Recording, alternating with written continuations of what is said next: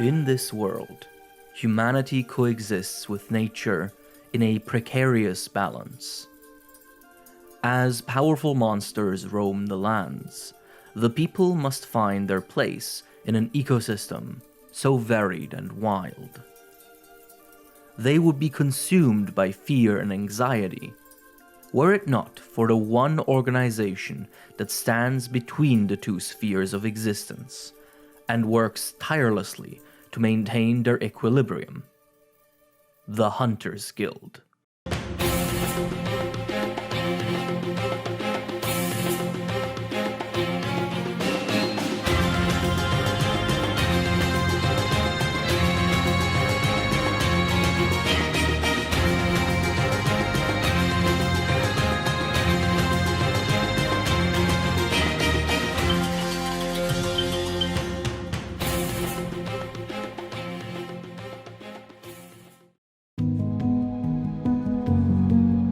The lands thus far charted can broadly be separated into two realms: the civilized regions and the frontier.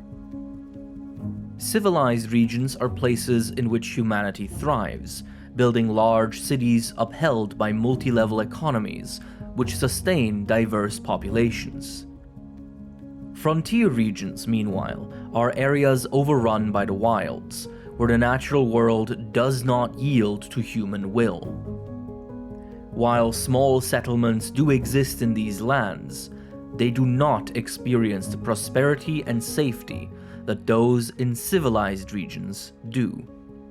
A world so large is bound to be inhabited, and if you wish to see the true rulers of these lands, look no further than the many monsters that roam them.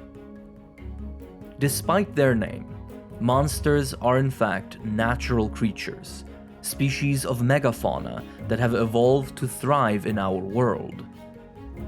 Monsters come in many different shapes and sizes, with dispositions ranging from harmless to outright malicious.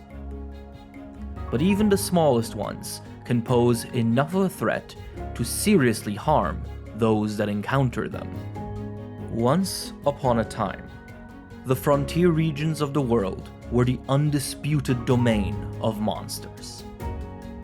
The scant few settlements that littered the lands had no hope of fighting back against these ferocious creatures, and so they didn't.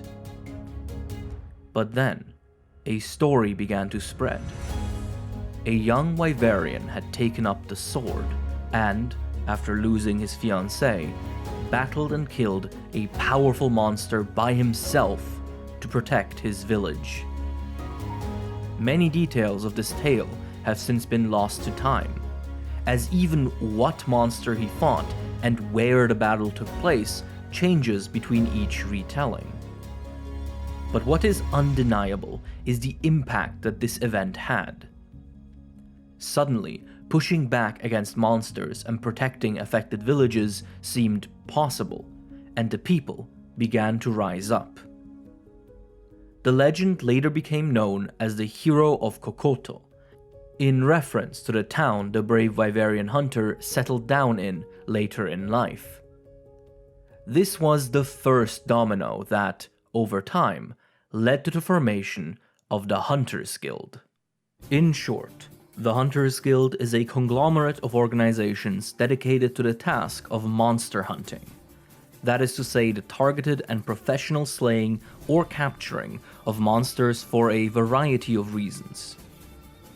The most immediate one is, of course, the protection of settled regions and prevention of casualties. Additionally, monster parts are extremely valuable as they can be used to manufacture various goods. The Hunters Guild is therefore also a great contributor to local economies, providing access to materials that are otherwise unavailable, as well as numerous opportunities for labor. The goals of the Hunters Guild, however, are not to simply kill monsters mindlessly. The organization also conducts scientific research aimed at understanding monsters and their role in the ecosystem, and how civilizations can fit into this natural world. In other words, the Hunters Guild aspires to establish and maintain a balance wherein the sapient races can coexist with monsters, with neither side suffering disproportionate hardship and danger. In order to work towards this lofty goal, the Hunters Guild has grown into an intricate web of organizations and experts. What is colloquially called the Hunters Guild is actually a collection of local Hunters Guilds that collaborate closely with each other. These local guilds are usually headquartered in large frontier cities, such as Minegard or Loklak. One of the most prestigious guilds is the Dundorma Guild, whose namesake city is a bustling and secure haven out in the wilderness. If there was one place one might call the capital of the wild frontier, it would be Dundorma. While there may be marginal differences in how these local guilds operate, each one of them has a similar work structure. The guild takes in reports of monster sightings, distress calls, and formal requests from within their jurisdiction. These inputs are then organized into tasks called quests, which are then undertaken by the guild's members. On some occasions, the guild also puts together bespoke assignments of its own accord, usually to further some kind of research goal or respond to a local crisis. The main work of a Hunters Guild is performed largely by two cadres of professionals: guild administrators and monster hunters. Guild hunters are specialists trained in tracking and fighting monsters through the use of powerful weaponry created for that purpose. They hail from many different backgrounds and places, and the skill sets of an individual monster hunter can vary greatly based on where they are active. Some can fight underwater, while others are experts at exploiting seasonal changes in the environment. Hunting techniques are sometimes shared across different hunting guilds, but they usually remain localized in the areas they originate from. Monster hunters also adhere to strict rules during their work, some of which are derived from the foundational tale of the hero of Kokoto. For example, the hero's fiancée died while being the fifth member of this hunting troupe, so hunters may only travel in groups of 4 to deter bad luck. While hunters do the actual hunting, they would be lost without the help of guild administrators. These bureaucrats, sometimes also called quest maidens due to the high ratio of female employees, are the administrative backbone of all guild activities. They compile and organize all sorts of information, from quest parameters to special notes regarding hunting tactics. It is through them that most monster hunters are given the quests they undertake. In light of the New World research expedition, which saw guild members traveling to an entirely new continent, this system underwent a slight change. In order to optimize workflows, it was decided that for special assignments that would see elite hunters venturing into new lands for extended periods, they would partner up with a bespoke administrator who would dedicate all their attention on this one hunter only and follow them on their path. These special administrators are called handlers, and combine the administrative skill of quest maidens with enough field expertise to not slow their partnered monster hunter down. While these are the people who make up the core body of the Hunters Guild, an effort such as this requires wide-scale collaboration across multiple disciplines. Guild work is often assisted by various blacksmiths and engineers, who tend to settle down in or near hunters' towns to benefit from the steady availability of work. As a result of these opportunities, guild activities often catalyze great technological advancements.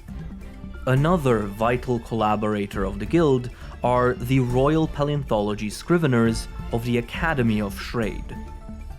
This group is renowned for its various written works, which compile the scattered observations of guild hunters into scientific tomes called the Hunters' Encyclopedias.